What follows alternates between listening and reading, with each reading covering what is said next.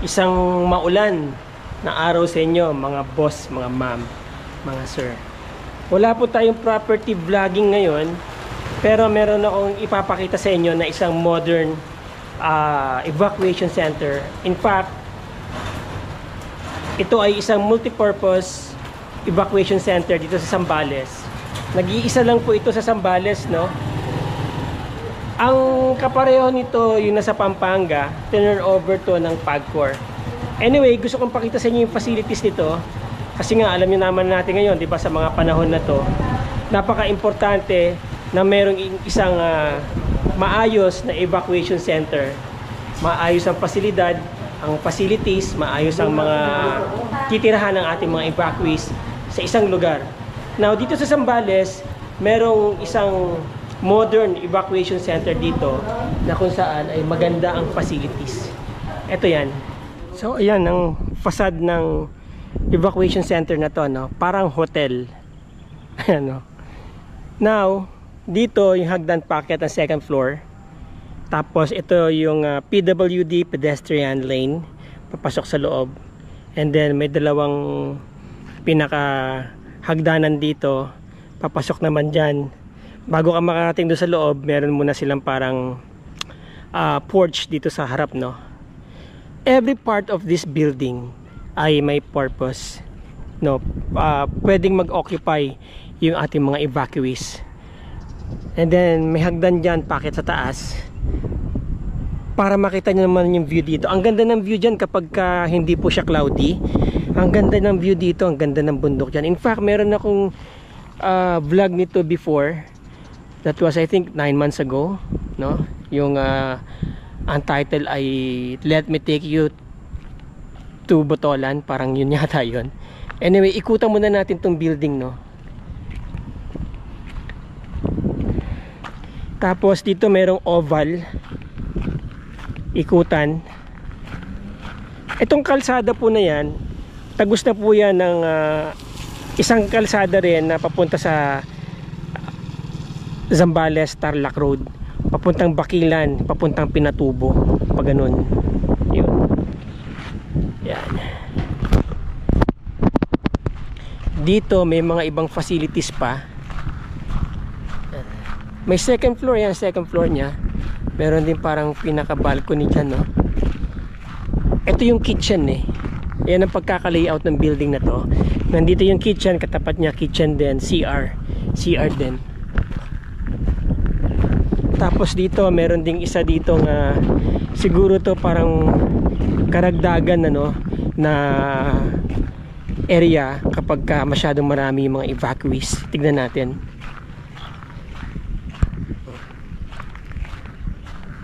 Ito naman yung likod ng building, ayan, oh.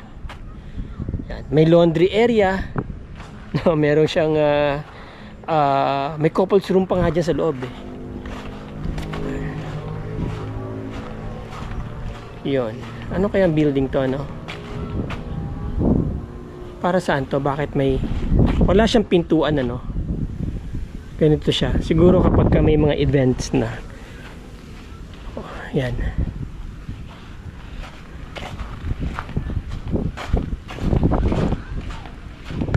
Tapos may mga kwarto sa loob, ayan, no?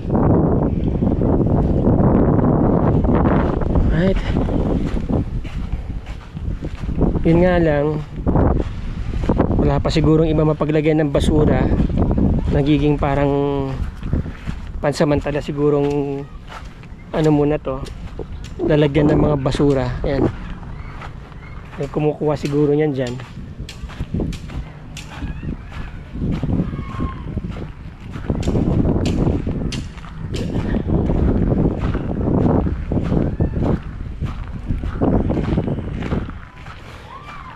Regarding po sa ibang information ng building na to, I'll try to do some research, ano, kasi wala akong ma-research talaga aside from grant po ito ng PAGCOR.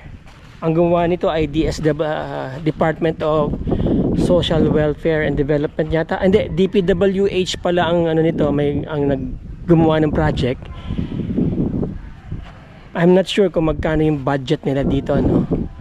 Pero maganda yung building. Yan.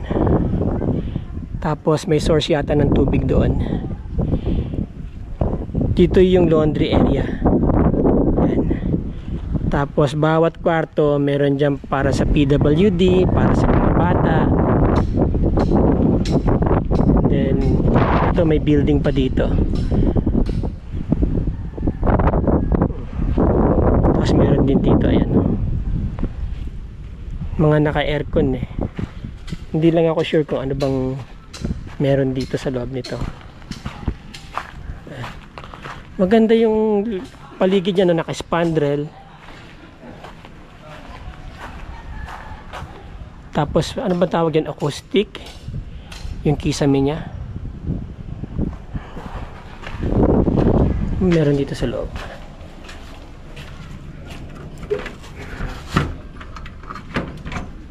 Ayan o. Ito yata yung parang pinaka health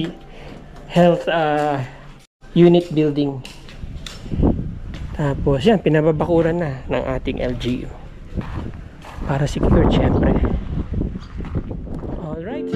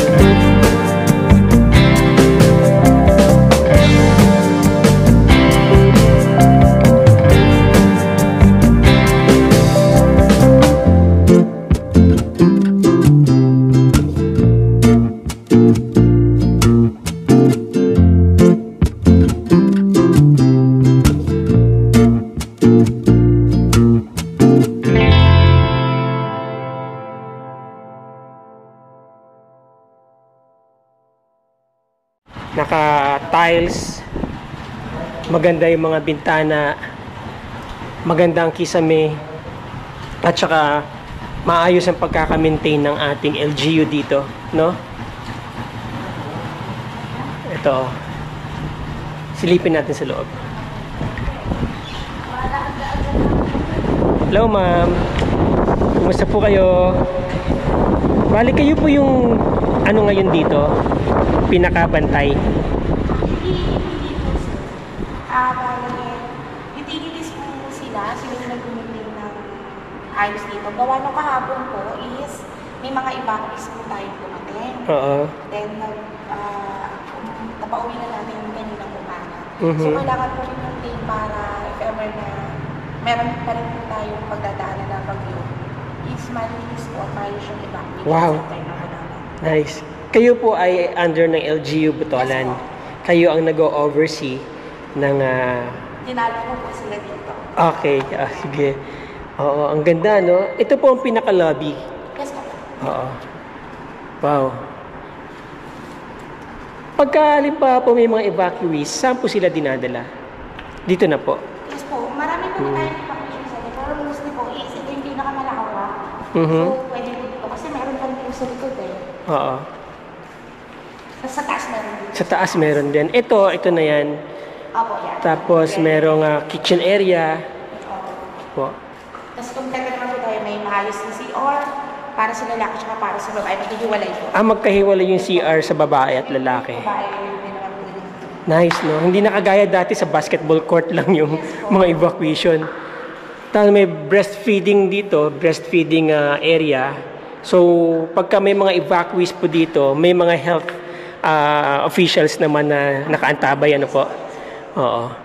Pregnant women, now nabuktot, pamanonoan, salitang ano po yan, zambal. O, yun. Ito pong mga bigas na to ay pinamamahagi ng ating LGU. Yes po, relief goods. Relief goods yan. Tapos nakaantabay lang kapag ka merong ano. Emergency. Yung po mga in-evacuate, taga saan po yung mga yun? Mostly po, from, ano ma'am, Karael po. Karael. Dito lang, sa may Karael. Yes po, yun. Oo, alright. Okay. Tapos ito yung male toilet, ano? Yes po, men's toilet po. Oo. Ayan, no? Tignan nyo, ha? Working ang mga ilaw, di ba? Wow, ha? Ang linis. Ang linis ng kanilang CR. Oh. At malaki. Oh. Nice. Para kang nasa hotel kapag nag-evacuate ka dito. Di ba? Oo. Tapos ito po sa likod, ano naman po ito? Persons with disability, senior citizen. Nakakahiwalay po kasi yung, hindi pinagsasama. Okay. Tapos ito yung pinaka-kitchen. Gagawin kitchen po. No? Kung mapapansin nyo, merong naka-open doon na parang window, ano? Kasi ang pinaka-kitchen talaga sa likod ng wall na yan.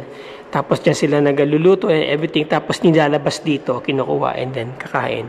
Well organized, no? Ang lalaki ng mga bintana. May mga emergency lights, oh. No, talagang maganda ang provision ng ating tawag dito, multipurpose evacuation center. Tapos ito pong likod na to ay papunta na po yan sa labas. Ano po yung bahay na yan?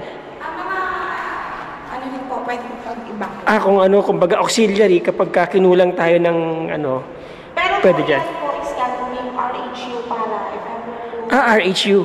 Yes po. Oo, health unit. Yes po. Okay.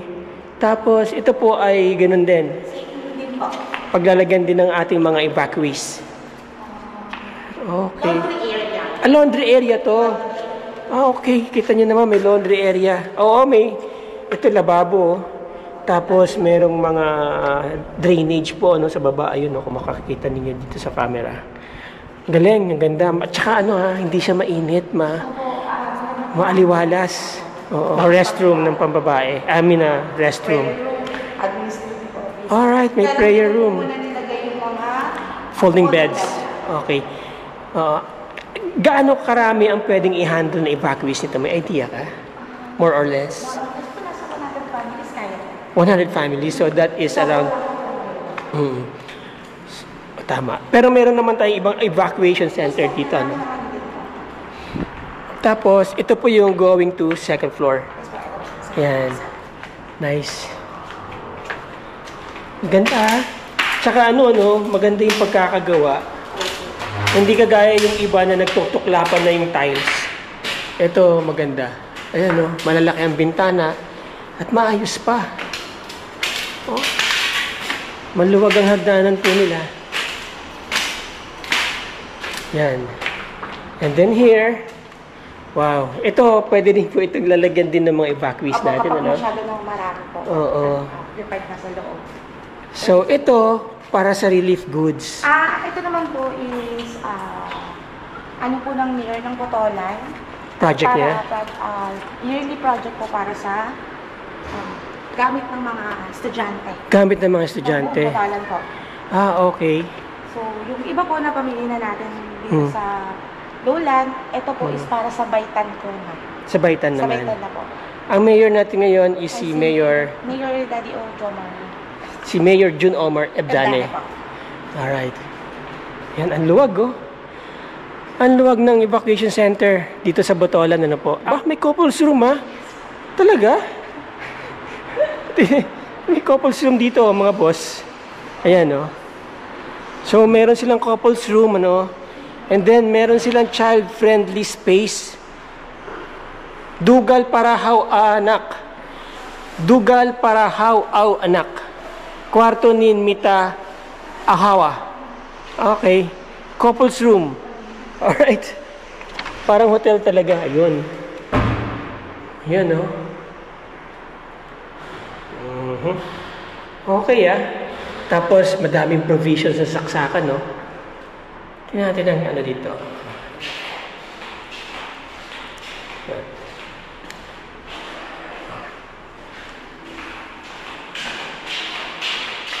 Okay, nice Luwag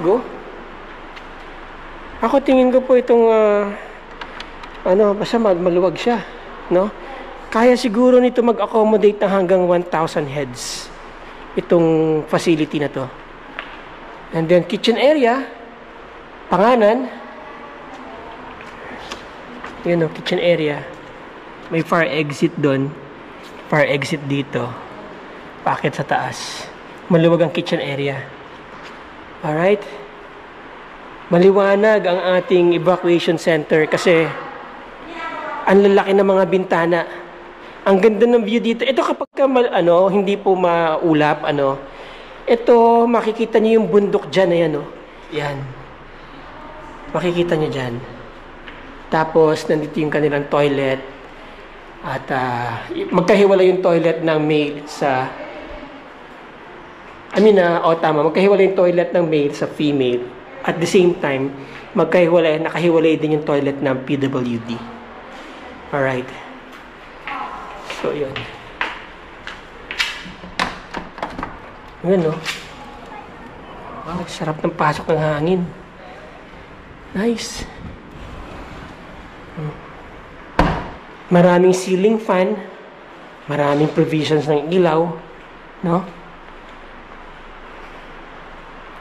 Parang sinluwag po ito ng basketball court, Ayan, Tapos, meron na namang room dito.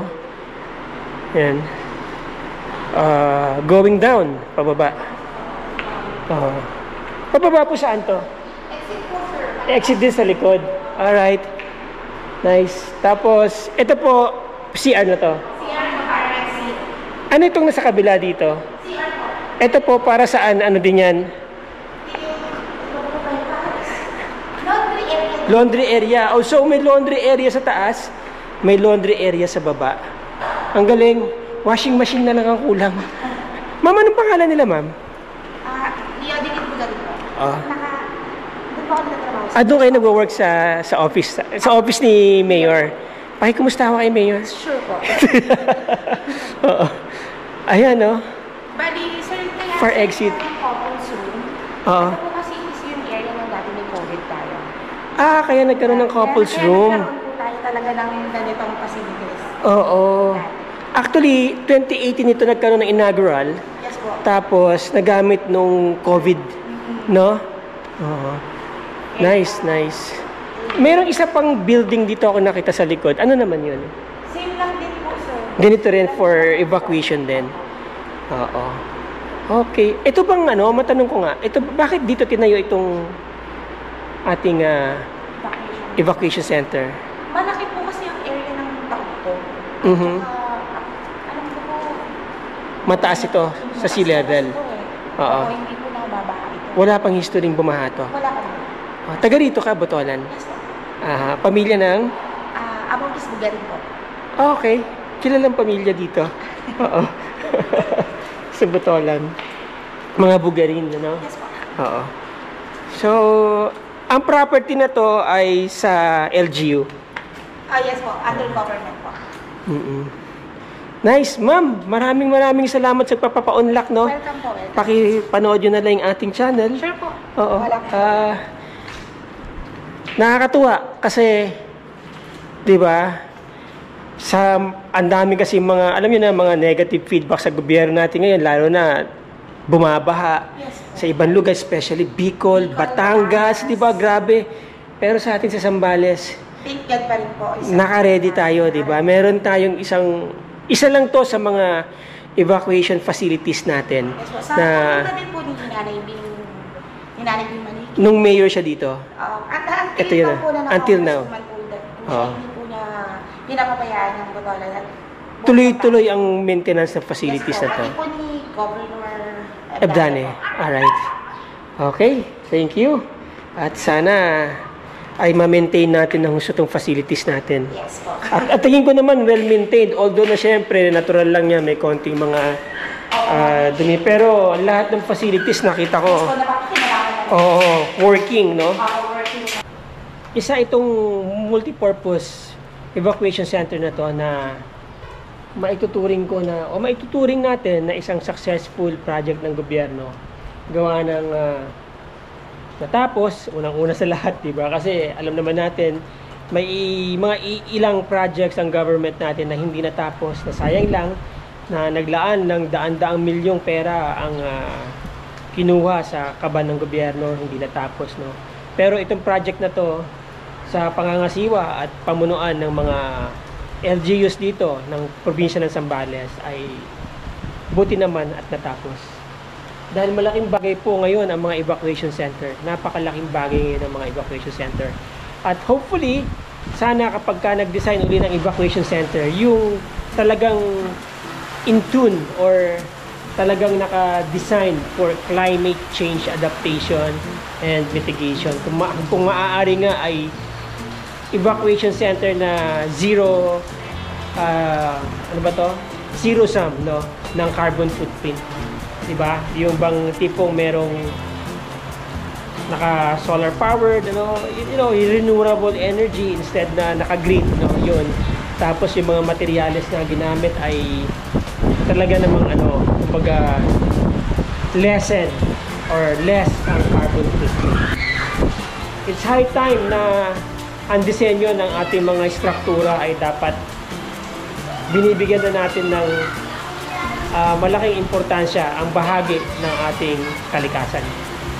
Hanggang dito na lang ang video natin, mga boss, mga ma'am, mga sir. Maraming salamat po sa inyong panonood. Ciao!